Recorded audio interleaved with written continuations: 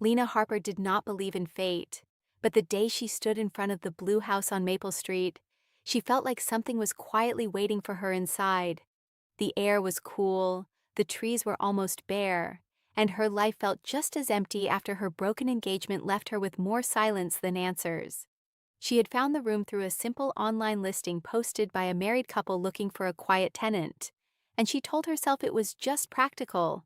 Cheaper rent, short commute, a fresh start. But when the door opened and she met Ethan for the first time, she felt an unexpected calm settle in her chest. He was tall, gentle-eyed, and spoke in a steady voice that felt safe, and just behind him stood Claire, warm and graceful, her smile kind but slightly tired, like someone who carried more than she showed. The house was bright and welcoming, filled with soft light and the scent of cinnamon, family photos lining the hallway, Ethan and Claire hiking in Colorado, laughing under summer fireworks, holding each other close at what looked like a county fair. And Lena felt a small ache in her heart because she had once believed her own photos would look like that someday. She pushed the thought aside and focused on being polite, careful, grateful, determined not to bring her sadness into their home. As Ethan carried her suitcase upstairs and Claire showed her the guest room with fresh sheets and a small vase of flowers on the nightstand, Lena noticed how they moved around each other with quiet understanding, yet something in the space between them felt fragile, like glass that had been cracked but not shattered. They spoke kindly, they smiled, but there were pauses that lasted a second too long, and Lena, who had just come from a relationship where silence meant distance, recognized the weight of unspoken words. That first evening, they invited her to join them for dinner, and she almost refused, wanting to hide in her new room. But something in Claire's hopeful expression made her say yes. They ate simple food at a wooden table, talked about work, about the neighborhood, about small things that felt safe, and Lena found herself laughing for the first time in weeks, surprised at how easy it felt to sit with them, surprised at how natural it seemed to belong there even temporarily. Still, as the night grew quiet and she lay in her new bed staring at the ceiling, she heard their low voices downstairs, not arguing, not joyful, just careful, and she felt a strange pull in her chest, as if she had stepped into a story already in progress, a story with missing pages. She told herself she was overthinking, that she was simply tired from change and heartbreak. But the feeling stayed with her.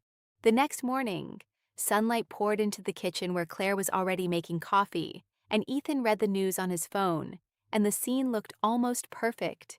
Yet Lena noticed how Claire's smile faded for a brief second when Ethan reached for his mug without looking at her. How Ethan seemed about to say something more personal before choosing a safer topic instead, and Lena understood then that she was not the only one healing inside those walls. She reminded herself of her boundaries, of the promise she made after her engagement ended, that she would rebuild her life slowly, without leaning too heavily on anyone. But as she unpacked her clothes and placed her books on the small shelf by the window, she felt something she had not felt in months, a quiet sense of possibility. Not romantic, not dramatic, just the simple hope that maybe being around warmth could help her remember who she used to be, before disappointment changed her. Yet even as she told herself she would remain just a tenant, nothing more, she sensed that this house on Maple Street held stories deeper than shared rent and friendly dinners. And somewhere between the soft creak of the stairs and the muted sound of Claire humming in the kitchen, Lena realized that moving into their home might not only change her address, it might change her heart in ways she was not prepared for. Life in the house on Maple Street found a rhythm quickly, and Lena slipped into it without trying too hard. Mornings began with the sound of the coffee maker humming and soft light filling the kitchen, Claire tying her hair back as she packed her lunch for work, Ethan scrolling through emails with a serious look that faded the moment Lena walked in and wished them good morning. And at first, everything felt normal, almost peaceful, yet the small details told a deeper story that Lena could not ignore. Dinner became their shared ritual, Claire cooking with care while Ethan set the table, Lena chopping vegetables or pouring drinks, their laughter rising easily but fading just as quickly when certain topics brushed too close to something tender. If someone mentioned children at work or a neighbor's newborn, a quiet shift moved through the room, subtle but real, and Lena noticed how Claire's shoulders stiffened and how Ethan's jaw tightened before he changed the subject. One rainy evening, the sky turned dark earlier than usual, heavy clouds pressing low over the street. And just as Claire pulled a tray of baked chicken from the oven, the power went out, leaving the house in sudden darkness. For a second, no one spoke. Then Ethan found candles and lit them one by one, their small flames casting soft shadows across the walls, making the room feel both smaller and more intimate. They ate by candlelight, the storm tapping steadily against the windows, and Claire tried to keep the mood light by telling a story about her first failed attempt at baking bread. But her voice lacked its usual spark, and after dinner she pressed her hand to her temple and said she had a headache, excusing herself upstairs with a quiet good night that felt heavier than the word should. Lena offered to clean up, but Ethan insisted on helping, and soon the kitchen was filled only with the sound of running water and rain outside, the silence between them different now, closer, and when Lena handed him a towel, their fingers brushed for a brief second, neither pulling away too fast, yet neither lingering long enough to make it wrong. It was a small moment, harmless on the surface, but it carried something neither of them named. They moved to the living room with 2 candles flickering on the coffee table, the storm growing louder, and Ethan sank into the couch with a sigh that sounded older than his years, and after a long pause, he spoke without looking at her, saying he sometimes felt like he was living in a house full of memories instead of a present life. And Lena listened quietly, unsure how much he wanted to say, but sensing he needed someone to hear him without judgment. He told her about the baby they had expected the year before, about how they had painted a small room pale yellow and argued playfully about names, about how joy had filled every corner of the house until one doctor's appointment changed everything. And his voice stayed calm, but his eyes held a sadness that had never fully healed. He explained that Claire withdrew after the loss, not out of anger, but out of pain, building walls around herself that he did not know how to climb, and Lena felt her heart ache for both of them, realizing that the quiet tension she sensed was not about love fading, but about grief sitting unspoken between 2 people who once shared everything. She did not offer advice, only compassion, telling him she was sorry and that loss can make people afraid to feel again. And for the first time since moving in, she felt more than a tenant. She felt trusted, and that feeling warmed her in a way that scared her a little, because she had promised herself not to get emotionally involved in anyone else's life so soon after her own heartbreak. Upstairs, Claire stood in the hallway, having come down for water, and she paused when she heard their low voices, not close enough to catch every word, but close enough to feel the connection forming. And though nothing inappropriate was happening, something in her chest tightened with fear, not of betrayal, but of being replaced in her own husband's world.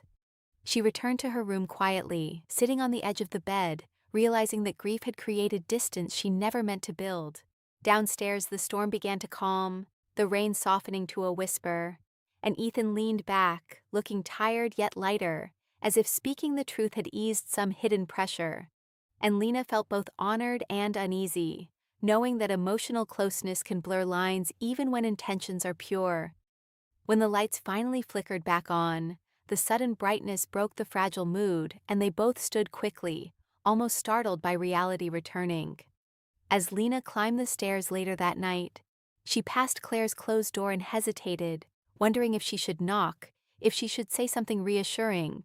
But she kept walking, unsure of her place in a story that was not hers, and inside her room she sat on the edge of her bed, thinking about how easy it had been to connect with Ethan, how natural their conversations felt compared to the strained silence she once endured in her past relationship, and that realization both comforted and unsettled her. Over the next days, the atmosphere shifted subtly. Ethan seemed more open, smiling more during breakfast, asking Lena about her work projects and listening with real interest, while Claire watched from across the table with an expression that mixed gratitude and worry, as if she appreciated the light returning to her husband yet feared the source of it. Lena tried to step back, spending more time out of the house, meeting friends after work, reminding herself that kindness does not mean closeness and empathy does not mean attachment. But emotions rarely follow rules written in fear. One afternoon, she found Claire alone in the living room, staring at an empty picture frame on the shelf. And when Claire noticed her, she quickly placed the frame face down and smiled too brightly, saying she was just cleaning. And Lena understood that the house held not only love, but echoes of what could have been. And she realized that by simply being present, by laughing at dinner and sharing morning coffee, she had become part of the fragile balance holding this marriage together. The truth settled quietly in her heart. She had walked into their home carrying her own heartbreak. But now she was standing in the middle of theirs, and if she was not careful, the lines between comfort and complication could blur faster than any of them were ready to face. The change did not happen in one dramatic moment, but in small shifts that grew harder to ignore. And Lena felt it first on a quiet Sunday morning when she and Ethan found themselves alone in the kitchen again, sunlight pouring through the windows as Claire slept upstairs after another restless night. Ethan stood closer than usual as they spoke about simple things: music, travel dreams, childhood memories, and the space between them felt charged with something deeper than friendship, something neither of them named but both understood. And when their laughter softened into silence, Lena realized how easy it had become to look at him a second too long. She pulled back first, stepping away under the excuse of checking the mail, her heart beating faster than it should, because she knew emotional lines were thinner than physical ones and far more dangerous. She had promised herself she would not become the reason another woman felt invisible in her own home, yet she could not deny that Ethan made her feel seen in a way she had not felt in years. Claire sensed the shift even without proof, noticing how Ethan's mood lifted when Lena entered a room, how conversations flowed more freely, how hope flickered in him again. And instead of anger, Claire felt a painful clarity settle in her chest. She had spent so long protecting her grief that she had forgotten how to protect her marriage. One evening, after dinner ended in a polite but strained silence, Claire asked Lena to join her upstairs, her voice calm but firm, and Lena followed with a knot forming in her stomach because she knew this moment had been building. Claire closed the bedroom door gently, not in accusation but in privacy, and for a long second neither woman spoke, the air heavy with truth waiting to be said. Claire finally looked at her directly and asked, without bitterness, "Do you care about him?" And the question landed softly yet deeply, leaving no space for easy denial. Lena felt her throat tighten because the honest answer was complicated, layered with empathy, admiration, and a growing warmth she had tried to control, and she replied carefully that she respected him, that she valued their conversations, that she would never cross a boundary. But Claire did not need polished words. She needed sincerity. Tears filled Claire's eyes, not from jealousy but from self-awareness, and she admitted that losing the baby had broken something inside her, that she had pushed Ethan away because every time she looked at him, she saw the future they almost had, and distance felt easier than facing that pain together. She confessed she had built walls so high that even she could not see over them anymore, and now someone else had walked into the empty space she left behind, not intentionally, not maliciously, but naturally. Lena listened with a heavy heart, realizing she was standing inside a marriage that was not dying but wounded, and wounds need care, not competition. She told Claire she never meant to become part of the space between them, that she would rather leave than cause harm. And Claire's expression shifted from fear to something softer, almost grateful, because honesty, even painful honesty, felt better than silent suspicion. Downstairs, unaware of their conversation, Ethan sat alone at the dining table staring at 3 coffee mugs left from earlier, recognizing how attached he had grown to the ease he felt with Lena, and how distant he still felt from Claire.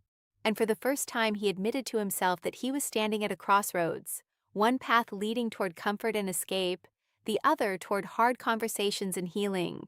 He understood that what he felt for Lena was not built on betrayal, but on connection. Yet connection outside his marriage would only deepen the cracks already there.